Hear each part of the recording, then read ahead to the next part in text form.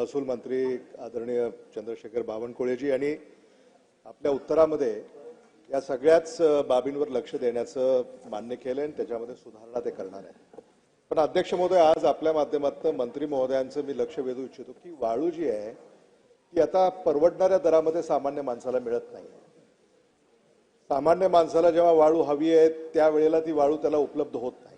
उपलब्ध झाली तर त्याचे दर गगनाला भिडलेले आहेत आणि म्हणून या सगळ्या संदर्भामध्ये तुम्ही वाळू कशी उपलब्ध करून देणार सामान्य माणसाला प्रत्येक तालुक्यामध्ये शहरामध्ये, हा एक माझा अध्यक्ष महोदय आपल्याला प्रश्न आहे। अध्यक्ष महोदय, मंत्री महोदय आपल्याला प्रश्न आहे। आणि दुसरा मुद्दा म्हणजे वाळूची किंमत किती असावी।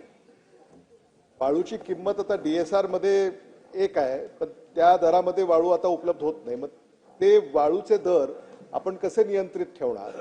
आणि तिसरा माझा प्रश्न अध्यक्ष महोदय मंत्री महोदयांना असा आहे की याच्यामध्ये जो भ्रष्टाचार होत चाललेला आहे, म्हणजे अगदी एखाद्या नदीच्या काठावरनं 4 जिल्हे पार करून वाळूचा पुरवठा होतो, तर प्रत्येक तहसीलला भेटावं लागतं, बोलावं लागतं वगैरे वगैरे। तर हे सगळं कधी बंद होईल अध्यक्ष महोदय, मंत्री महोदयाचं उत्तर द्यावं। माननीय देशमुख साहेबांनी मांडलेला प्रश्न थोडा याच्या वेगळा आहे, पण राज्याच्या दृष्टीने महत्त्वाचा आहे।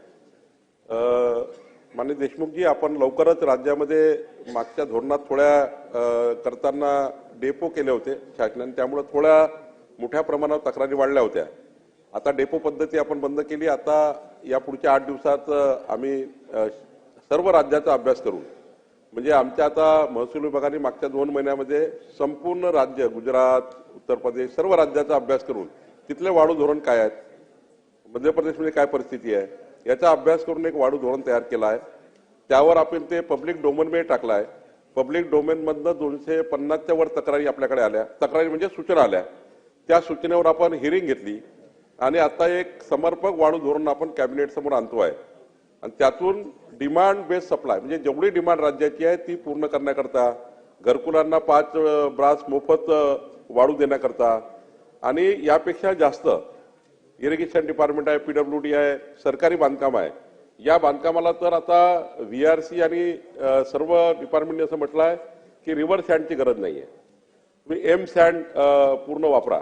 त्यामुळे आता दगडावरून तयार केलेली वाळू याचं एक वेगळं धोरण, एम सँड धोरण, आणि एम सँड धोरणातनं मोठ्या प्रमाणे प्रत्येक जिल्ह्यामध्ये 50-100 क्रशर इंडस्ट्री सारखे टाकून, म्हणजे एक इंडस्ट्री म्हणून त्याला दर्जा द्यायचा आणि 50-100 क्रशर वाळू तयार करणारे, 1.5 कोटी रुपयाचं क्रेशर येतं, त्याच्यामध्ये काही सबसिडी आपण शासनामार्फत देऊ, पण एक 50-100 वाळू तयार करणारे क्रेशर आपण टाकले तर शासनाच्या जे बांधकामं आहेत ते एम सँडवर शिफ्ट होतील आणि बाकीची जी वाळू आहे ती वाळू आपल्याला घरकुलाकरता, प्लास्टर करता, बाकी बांधकामाकरताही त्या ठिकाणी मिळेल।